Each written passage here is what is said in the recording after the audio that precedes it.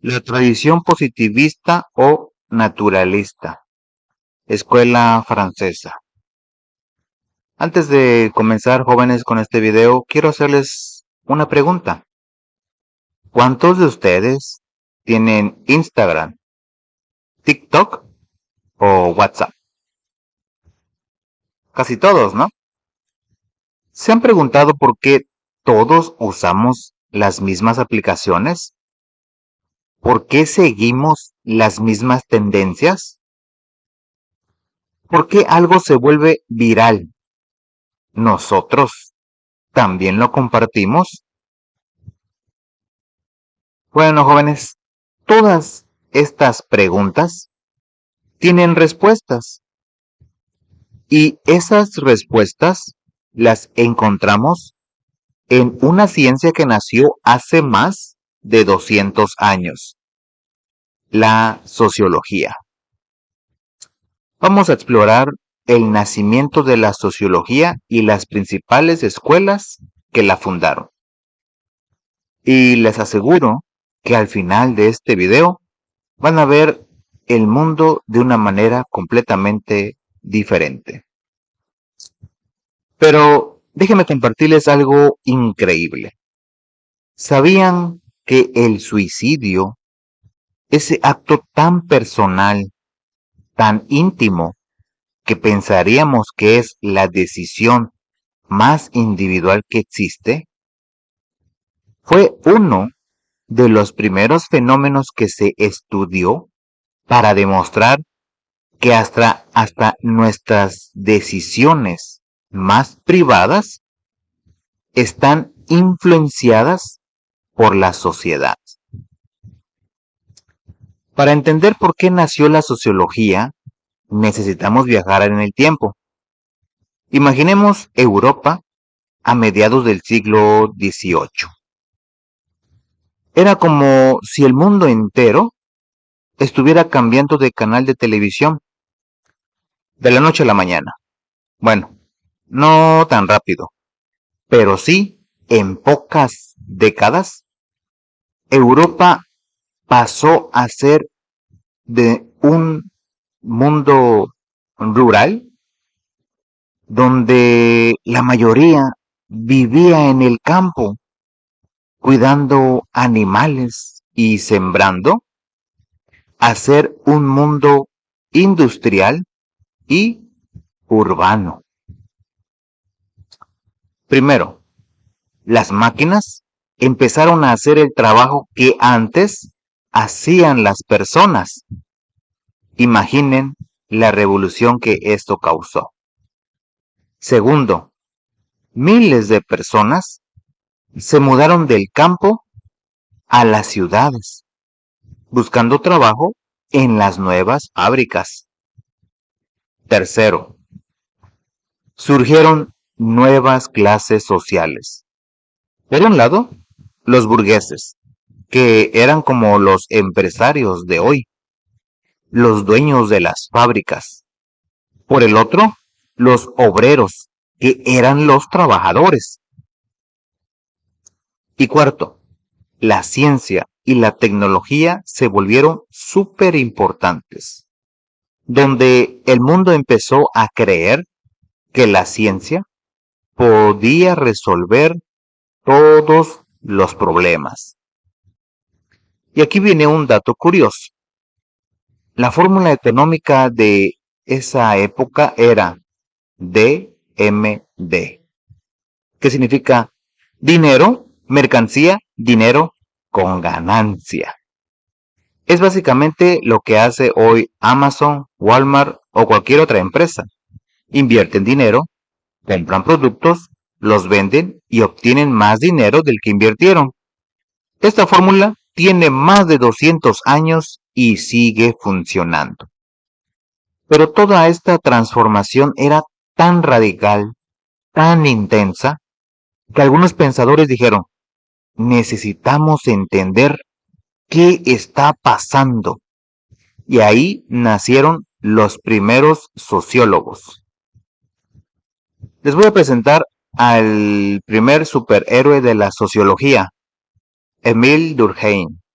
Este francés, que vivió de 1858 a 1917, tenía una misión muy clara: demostrar que la sociedad se podía estudiar de manera científica, igual que se estudia la física, la química o las matemáticas. Durkheim tenía una idea genial. Él decía: existen cosas que se llaman hechos sociales. ¿Qué es un hecho social? Muy fácil.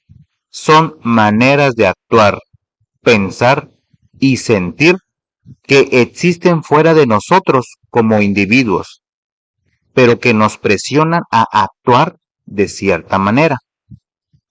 Un ejemplo perfecto. ¿Por qué todos ustedes usan el mismo tipo de memes? ¿Por qué cuando algo se vuelve tendencia en TikTok, muchos lo imitan?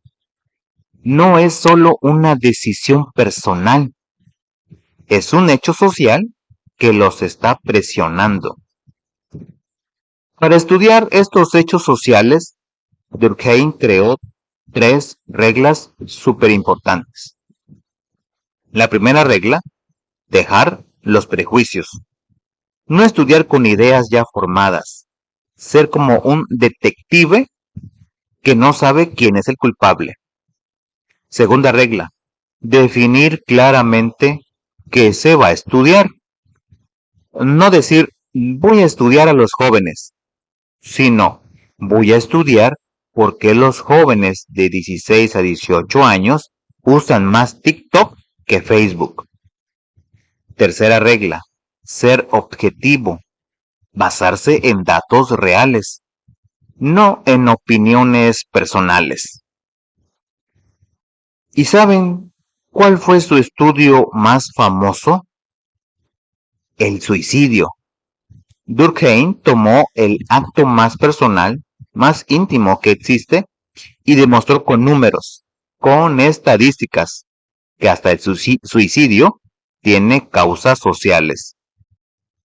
Descubrió, por ejemplo, que en países protestantes había más suicidios que en países católicos. ¿Por qué? Porque los protestantes tenían menos integración social, menos redes de apoyo. Su otro gran estudio fue la división del trabajo social. Básicamente explicó por qué las sociedades modernas funcionan, porque cada persona se especializa en algo diferente. Es como cuando hacen un trabajo en equipo. Uno investiga, otro diseña, otro redacta. Esa especialización hace que el trabajo salga mejor. Y aquí viene otro dato curioso. Durkheim predijo que en las sociedades modernas el individualismo llevaría a que las personas se endiosaran a sí mismas. ¿No les parece familiar? Miren las redes sociales, selfies, influencers, todos queriendo ser famosos, mostrando su vida como si fuera perfecta. Durkheim predijo Instagram hace más de 100 años. Ahora, mientras Durkheim estaba en Francia desarrollando sus ideas, en Alemania había otro genio pensando diferente: Max Weber, que vivió de 1864 a 1920. Tenía una perspectiva totalmente diferente. Weber decía: un momento, Durkheim, las personas no son como las rocas o los átomos. Las personas tienen intenciones, tienen razones para actuar, tienen emociones. ¿Cuál era el enfoque de Weber? Weber decía que no basta con describir qué hacen las personas, sino que hay que entender por qué lo hacen. Llamó a esto comprensión interpretativa. Por ejemplo, Si vemos que todos los jóvenes usan cierta marca de tenis, Durkheim diría, es un hecho social. Vamos a contar cuántos los usan y en qué contextos. Pero Weber diría, vamos a preguntarles por qué los usan. ¿Es por estatus social? ¿Por comodidad? ¿Por identificarse con un grupo? Y Weber escribió una obra que cambió la historia, la ética protestante y el espíritu del capitalismo. Weber se hizo una pregunta súper interesante. ¿Por qué el capitalismo moderno surgió principalmente en países protestantes como Inglaterra, Alemania, Holanda, y no tanto en países católicos como España o Italia? Su respuesta fue genial. Los protestantes, especialmente los calvinistas, tenían ideas muy particulares. Primero, no necesitaban intermediarios entre ellos y Dios. No necesitaban sacerdotes. No necesitaban al Papa. Cada persona tenía una relación directa con Dios. Segundo, creían que el trabajo duro y el éxito económico eran signos de que Dios los bendecía. ¿Y qué pasó entonces? Estas ideas religiosas crearon una mentalidad de ahorro, trabajo intenso, cálculo y disciplina. Y esa mentalidad fue perfecta para desarrollar el capitalismo. Weber nos enseñó que las ideas religiosas pueden cambiar la economía de un país. Ahora, para que entiendan bien las diferencias, vamos a comparar estas dos escuelas. La escuela francesa de Durkheim. El método, explicación científica con números y estadística. Se enfoca en los hechos sociales que están fuera de nosotros. Su objetivo, encontrar leyes sociales como las leyes de la física. Su estilo, más cuantitativo. Les encantan los números. La escuela alemana de Weber, el método, la comprensión interpretativa, entender significados. Se enfoca en las motivaciones y las razones de las personas. Su objetivo, interpretar por qué las personas actúan como actúan. Su estilo más cualitativo, les importan los significados. Es como la diferencia entre un médico y un psicólogo. El médico, como Durkheim, mide tu presión, toma rayos X, ve los síntomas externos. El psicólogo, como Weber, pregunta, ¿cómo te sientes? ¿Qué piensas? ¿Cuáles son tus motivaciones internas? Ambos enfoques son súper importantes. Para entender mejor todo esto necesitamos hablar de la ilustración. En los siglos XVII y XVIII surgió un movimiento intelectual superpoderoso que cambió la forma de pensar de Europa. Primero, la razón, como guía para entender el mundo, no la superstición, no las tradiciones ciegas, sino el pensamiento lógico. Segundo, la ciencia, como método para resolver problemas. Si algo no se puede probar científicamente, probablemente no sea cierto. Tercero, la libertad y los derechos de las personas. Todos los seres humanos tienen derechos naturales. Cuarto, cuestionar todo. Algunos pensadores importantes fueron René Descartes, que dijo la famosa frase, pienso, luego existo. John Locke, que habló de los derechos naturales: vida, libertad y propiedad. Adam Smith, que explicó cómo funciona la economía de mercado con su famosa mano invisible. Las revoluciones que cambiaron todo. Y toda esta efervescencia intelectual no se quedó solo en ideas, explotó en revoluciones. En el siglo XVIII fue una época de revoluciones burguesas. En 1776, independencia de Estados Unidos. Las colonias americanas dijeron: ya no queremos reyes. En 1789 a 1799, la Revolución Francesa. El pueblo francés guillotinó al rey y a la reina y estableció la república.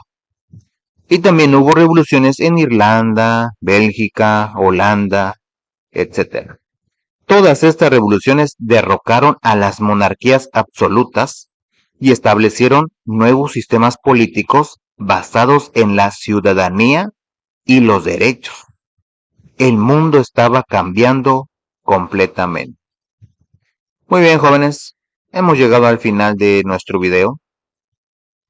La sociología nació porque el mundo estaba cambiando tan rápidamente que era necesario estudiarlo de manera sistemática.